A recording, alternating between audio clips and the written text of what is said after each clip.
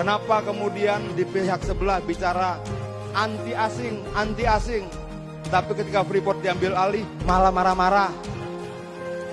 Kenapa ketika kemudian di sana bilang antek asing, tapi ketika Newmont diambil alih ngomel-ngomel?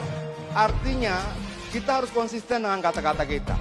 Kalau kemudian dikatakan bahwa anti asing, dukung Jokowi mengambil alih Freeport, dukung Jokowi mengambil alih Newmont, dukung Jokowi mengambil alih sumber-sumber daya alam kita. Karena itu akan menjadi jawaban buat kita di kemudian hari, bahwa pekerjaan akan terbuka besar kalau seluruh kekayaan alam kita kuasai sendiri. Membangun industri kreatif itu tujuan. Yang jadi persoalan kita bukan tujuannya, caranya bagaimana. Jokowi bikin Bekraf, menciptakan lapangan pekerjaan itu tujuan. Caranya bagaimana? Bangun jalan, bangun bandara, bangun pelabuhan, bangun segala macam infrastruktur untuk menciptakan lapangan pekerjaan. Dari tadi kita bicara tujuan. Tujuan bisa bagus-bagus. Yang jadi persoalan bangsa ini bukan tujuannya. Mas Nana, karena tujuan kita sudah selesai. Caranya bagaimana? Caranya jelas. Nah, yang dibangun oleh kelompok sana apa? Om Adian. Bikin OKOC, tutup. Oke. Bikin apa? Nggak ada. Kalau kemudian cuma menggerutu terus tanpa memberikan solusi, itu bukan oposisi yang membangun. Itu oposisi yang tidak membangun apa-apa selain kebencian di rakyatnya sendiri. Saya ingin sampaikan di sini, berhentilah menyebarkan kebohongan. Berhentilah membodohi rakyat. Saya mau tanya, semuanya mahasiswa, mungkin tidak pemerintah menyusun anggaran sendiri? Tidak mungkin. Anggaran pendapatan belanja negara disusun bersama-sama Presiden dan DPR. Jelas. Jangan kemudian cuma menyalahkan pemerintah, tapi partainya di DPR menyetujui anggaran-anggaran itu. Ayo kita bicara soal hutang. Dalam undang-undang kita jelas, hutang baru berbahaya. Hutang baru dianggap tidak boleh kalau di atas 60% dari rasio PDB kita. Baik. Kalau masih 20%, undang-undang membolehkan. Pemerintah salah? Tidak. Karena undang-undang dibuat bersama pemerintah dan DPR. Baik. Pak Jokowi ini bukan orang yang suka teriak-teriak ya. Bukan bicara yang besar, kerjanya yang besar. Dia tidak perlu cerita kemana-mana.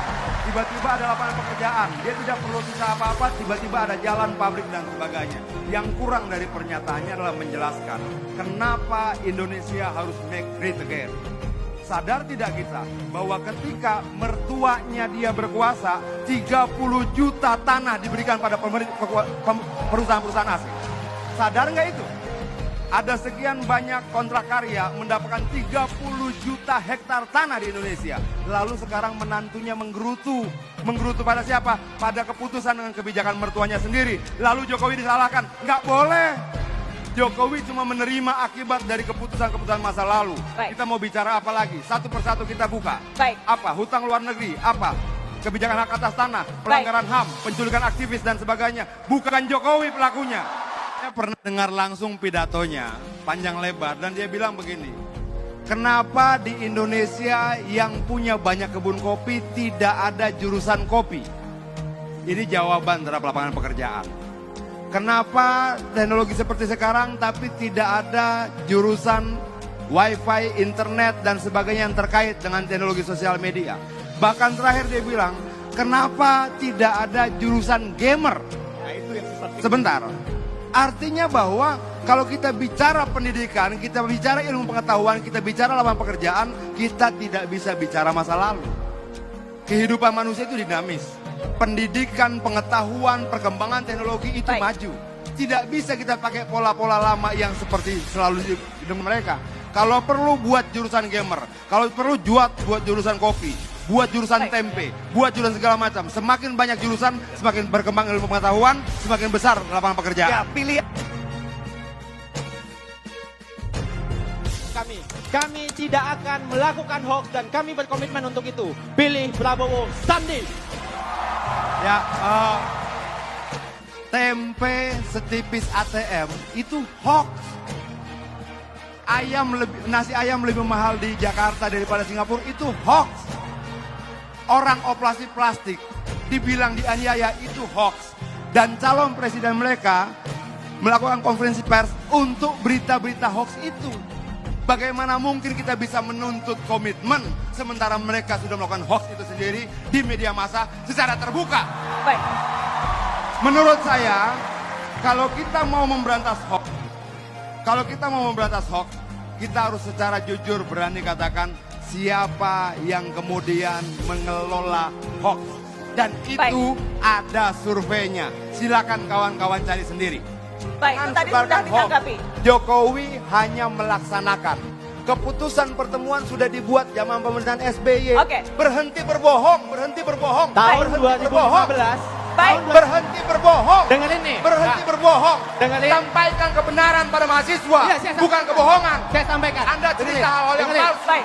Dengerin. Anda cerita kebohongan. Oke, baik. Yang memutuskan itu bukan Jokowi. Baik. Jokowi hanya Ini, melaksanakan Bang Adian. keputusan yang sudah diambil Udah. oleh pemerintah sebelumnya. Baik. Tahun baik. 2015 Pak Jokowi itu berhak memberhentikan atau melanjutkan dan Pak Jokowi memilih untuk melanjutkan. Tidak Jangan bisa bohong masyarakat. dong. Oke. Oke. Kalau Jokowi membatalkan, Baik. artinya dia tidak menghargai keputusan pemerintah sebelumnya. Dan Black. Kenapa kita harus ikut pemilu? Pemilu adalah waktu di mana generasi muda mencatatkan warisan-warisan dia. Dia mau diwariskan negara seperti apa? Akan dia catatkan dalam pemilu melalui pilihan-pilihannya. Kalau kita bicara panduan, jangan pernah memilih orang yang pernah dipecat. Jangan pernah memilih mereka yang diduga melakukan penculikan dan pelanggaran HAM. Jangan. Kalau kita mau pilih, pilihlah mereka yang bukan bagian dari masa lalu. Kenapa saya pilih Jokowi? Karena Jokowi seperti saya. Bukan anak menteri, bukan anak bangsawan, bukan anak pejabat, bukan anak jenderal, bukan anak orang kaya. Dia sama seperti saya, sama seperti kita yang ada di sini. Bukan anak siapa-siapa. Kalau Jokowi bisa jadi presiden, anak kita bisa jadi presiden. Dan itu mimpi kita. Membangun negara yang demokratis dan setara.